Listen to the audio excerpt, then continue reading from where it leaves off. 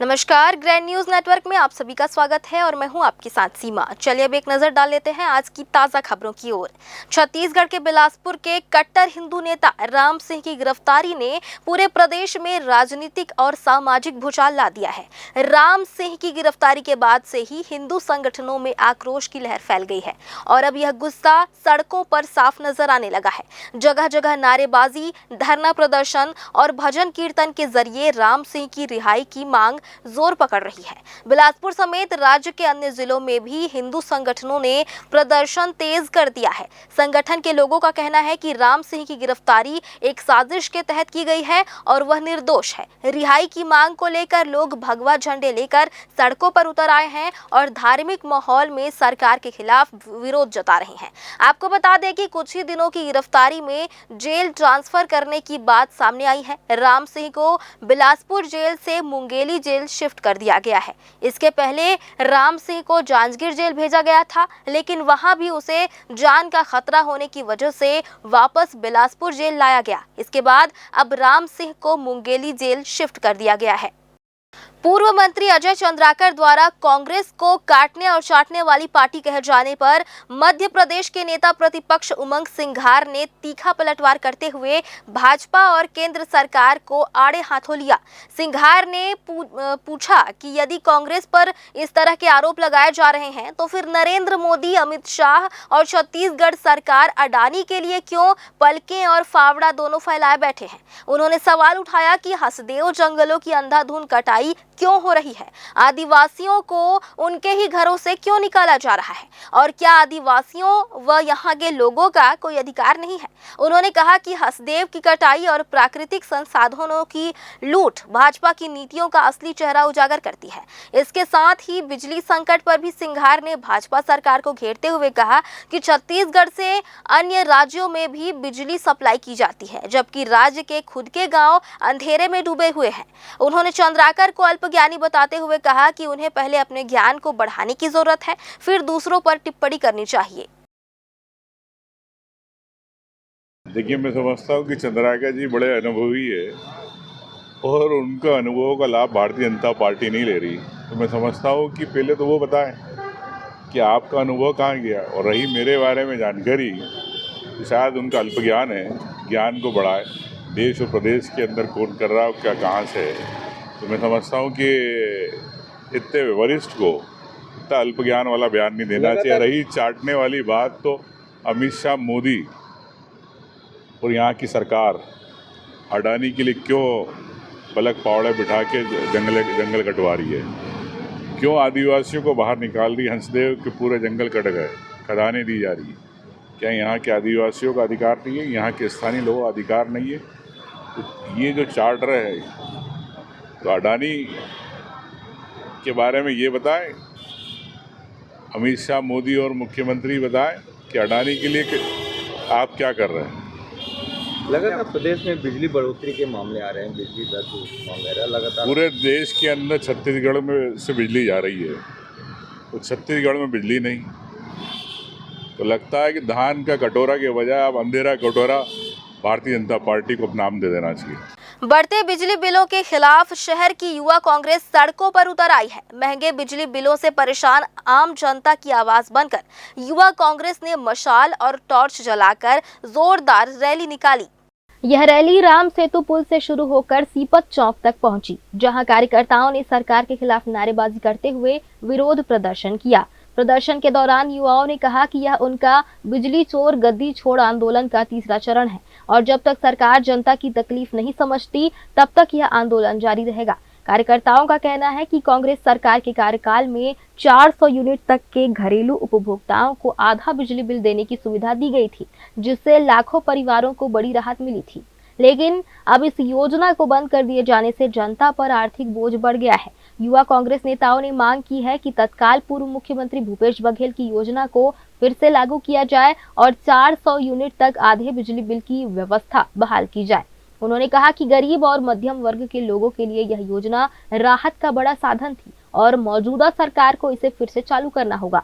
बढ़ती हुई बिजली दामों को लेकर आज युवा कांग्रेस राम सेतु पुल से सिपत चौक पदयात्रा निकाली है। मसाल रैली निकाल के इसका विरोध करते हैं। और मैं बताना चाहता हूँ कि तीसरा चरण है हमारे बिजली चोर गद्दी छोड़कर तीसरा चरण है। 2 चरण और जब तक सरकार की आंखें नहीं खुल जाती तब तक कार्यक्रम होते रहेंगे, हम विरोध करते रहेंगे।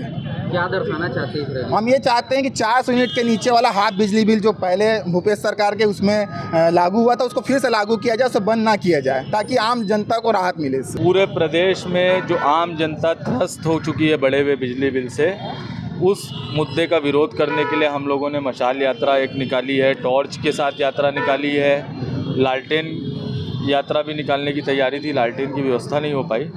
तो कुल मिलाकर मुद्दा ये है कि बड़े हुए महंगे जो बिजली बिल जिसका नुकसान जनता उठा रही है उसका विरोध हम लोगों को सरकार के समक्ष करना है। प्रदेश स्तरीय चरणबद्ध तरीके से आंदोलन हो रहा है। पिछले दिनों हम लोगों ने सिग्नेचर कैंपेन चला के जनता को जागरूक किया है।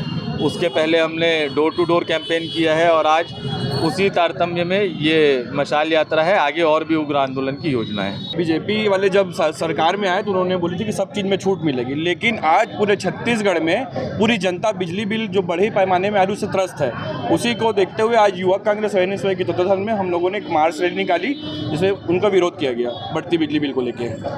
प्रदर्शन के दौरान युवाओं ने हाथों में मशाल और टार्च लेकर रोशनी की लहर पैदा की और कहा कि जब तक जनता की जेब पर बिजली का बोझ कम नहीं होगा तब तक यह मशाल न्याय की लौ बनकर जलती रहेगी। बिलासपुर में इस आंदोलन ने शहर का माहौल गर्म कर दिया है और सरकार के प्रति जनता की नाराजगी अब खुलकर सामने आ रही है। ग्रैंड न्यूज के लिए कैमरामैन राकेश मिश्रा के साथ भारतेंदु कौशिक की रिपोर्ट। शहर की जर्जर सड़कों की लापरवाही एक बार फिर उजागर हुई है जब थाना सिविल लाइन के सामने शहीद विनोद चौबे चौक से फूल चौक की ओर जाने वाले मार्ग पर एक बड़ा हादसा होते होते टल गया। शाम करीब 6:30 बजे सड़क पर बने गहरे गड्ढे की वजह से एक कार असंतुलित होकर पलटने ही वाली थी, जिसमें एक पूरा परिवार था। सौभाग्यवश सभी लोग सुरक्षित बच गए, लेकिन घटना के बाद मौके पर अफरा तफरी मच गई और मार्ग पर लंबा जाम लग गया। आए दिन हो रही ऐसी घटनाएं इस ओर इशारा कर रही हैं कि शहर की सड़कें अब आम जनता के लिए खतरा बन चुकी हैं। हर दिन इन गड्ढों से होकर निकलना मानो जान हथेली पर लेकर चलने जैसा हो गया है। अब सवाल यह है कि क्या जिम्मेदार विभाग किसी बड़ी जनहानि का इंतजार कर रहा है, क्योंकि इन सड़कों से गुजरने वाला हर नागरिक यही पूछ रहा है, आखिर कब सुधरेंगी शहर की सड़कें। बिलासपुर के तारबाड़ थाना क्षेत्र अंतर्गत पुराना बस स्टैंड के पास उस समय अफरा तफरी मच गई जब एक मालवाहक वाहन में अचानक आग लग गई। देखते ही देखते आग ने विकराल रूप ले लिया और पूरी गाड़ी जलकर खाक हो गई। हादसे के वक्त वाहन सड़क के बीचों बीच था, जिससे यातायात भी बाधित हो गया और आसपास हड़कंप मच गया। गनीमत रही कि चालक ने समय रहते वाहन से कूदकर अपनी जान बचा ली। प्राथमिक जांच में आग लगने की वजह तकनीकी खामी मानी जा रही है। हालांकि पूरी घटना की जांच की जा रही है। बिलासपुर जिले के मस्तूरी थाना क्षेत्र में उस समय सनसनी फैल गई जब अरपा नदी के कोनी निकट में एक अधेड़ व्यापारी का शव बरामद किया गया। मृतक की पहचान राजेंद्र नगर निवासी चार्ली डिक्रूज के रूप में हुई है, जो 8 अक्टूबर को तोरवा छठ घाट से अरपा नदी में बह गया था। लापता होने के 4 दिन बाद आज शव कोनी निकट में मिला, जिसकी सूचना पर मस्तूरी पुलिस मौके पर पहुंची और शव को रेस्क्यू कर पोस्टमार्टम के लिए भेज दिया गया।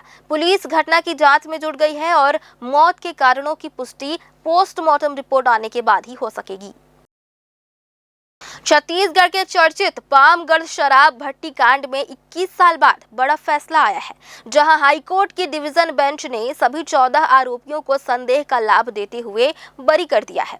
यह वही मामला है जो 9 दिसंबर 2004 को उस वक्त भड़का था जब पामगढ़ के चंडीपारा में राउत मड़ई मेले के दौरान स्थानीय शिक्षक महेश खरे की संदिग्ध मौत हुई थी।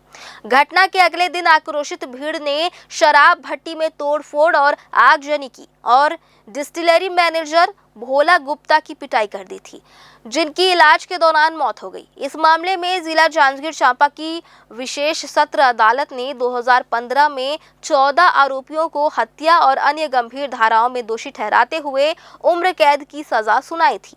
लेकिन अब हाई कोर्ट की जस्टिस रजनी दुबे और जस्टिस अमितेंद्र किशोर प्रसाद की डिवीजन बेंच ने कहा कि अभियोजन पक्ष आरोपियों की उपस्थिति और पहचान साबित करने में असफल रहा। अधिकतर गवाह शत्रुतापूर्ण हो गए और FSL रिपोर्ट में जब्त डंडों व कपड़ों पर मिला खून मृतक के खून से मेल नहीं खा सका।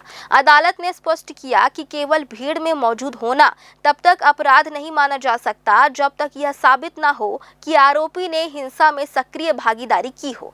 उन्हीं आधारों पर कोर्ट ने सभी 14 आरोपियों को बरी कर दिया, जिससे यह मामला एक बार फिर सुर्खियों में आ गया है। फिलहाल आज की ताज़ा खबरों में बस इतना ही। आगे भी खबरें जारी रहेंगी। बने रहिए ग्रैंड न्यूज़ नेटवर्क के साथ। मुझे दीजिए इजाज़त। नमस्कार।